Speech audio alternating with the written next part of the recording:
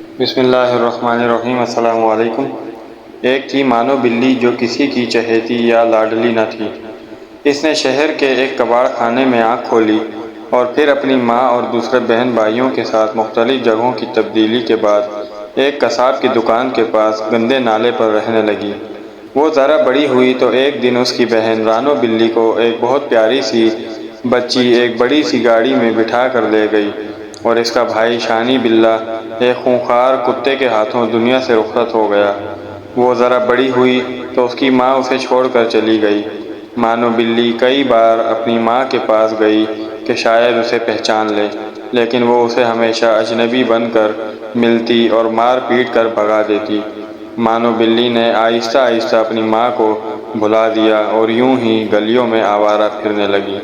ایک دن اچانک اس نے اپنی بہن رانو بلی کو دیکھا جو ایک بہت بڑے سے لان میں گھاس پر بیٹھی دودھ پی رہی تھی۔ مانو بلی فوراً آگے بڑھی اور اسے پکارا، لیکن اس نے بھی بہن کو پہچاننے سے انکار کر دیا اور اسے اپنے گھر سے نکال دیا۔ مانو بلی کا دل ٹوٹ گیا۔ وہ باہر نکلی تو ایک نہایت گندے بچے نے نشانہ لے کر ایک پتھر اسے دے مارا۔ پتھر اس کی ٹانگ پر لگا اور وہ لنگڑا کر گر پڑی۔ بچے کے ساتھی اس کے اس سنہری کارنامے پر کہکہے لگانے لگے۔ مانو بلی بڑی مشکل سے اٹھی اور اپنی زخمی ٹانگ کے ساتھ بھاگ کھڑی ہوئی کہ کہیں باقی بچے بھی پتھر لے کر اس پر اپنا نشانہ نہ آزمانے لگیں۔ اسے انسانوں پر غصہ آنے لگا کہ وہ کس دیدہ دلیری سے ہم جیسے معصوم جانوروں پر ظلم کرتے ہیں اور انہیں کوئی کچھ نہیں کہتا۔ وہ اپنی زخمی ٹانگ کے ساتھ ایک گھر میں داخل ہوئی تو وہاں ایک مہربان بچے سے اس کا واسطہ پڑا۔ بچے کو اس کی حالت پر بہت ترس آیا۔ کچھ دیر بعد وہ اس کے لیے ایک پیالے میں دودھ لے آیا۔ مانو بلی پہلے تو جھجکی، اسے بھوک بھی زوروں کی لگی ہوئی تھی۔ اس نے بچے کی طرف دیکھا جو دور جا کھڑا ہوا تھا۔ مانو بلی نے تھوڑا سا دودھ پیا تو اس کی بھوک اور زیادہ جاگ اٹھی۔ اس نے جلد ہی سارا دودھ پی لیا اور لیٹ گئی۔ بچہ اسے پکارتا ہوا آگے بڑھا اور بڑے مہربان ہاتھوں سے اس کی زخمی ٹانگ ٹٹولی۔ پھر وہ اندر چلا گیا تو مانو بلی نے بھاگنے کا سوچا، مگر اپنے اس نئے مہربان دوست کو چھوڑنے کو اس کا جی نہ چاہا۔ آخر بچہ آیا تو اس کے ہاتھ میں مرہم پٹی تھی۔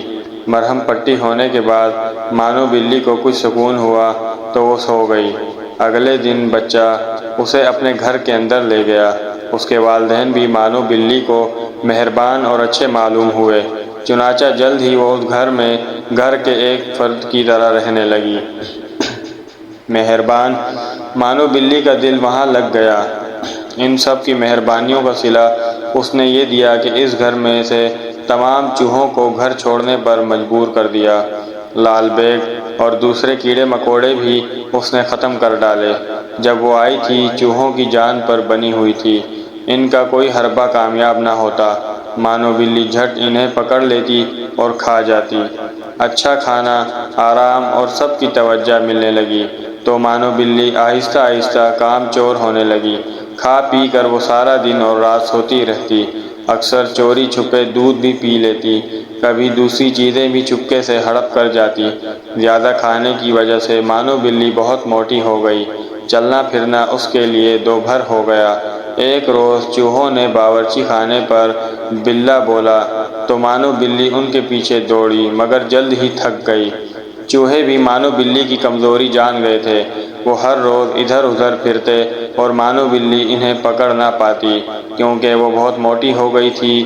دوڑنے سے اس کا سانس پھول جاتا اور وہ تھک جاتی۔ ایک دن اس نے گھر والوں کو کہتے سنا کہ مانو بلی کو واپس چھوڑ دینا چاہیے کیونکہ یہ کسی کام کی نہیں رہی۔ اتنا سن کر اس کے ہوش اڑ گئے۔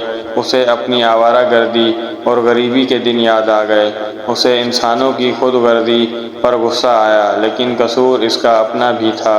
چنانچہ اگلے دن سے اس نے زیادہ کھانا پینا چھوڑ دیا اور باقاعدگی سے روزانہ دوڑنا، بھاگنا، ورزش کرنا شروع کر دی۔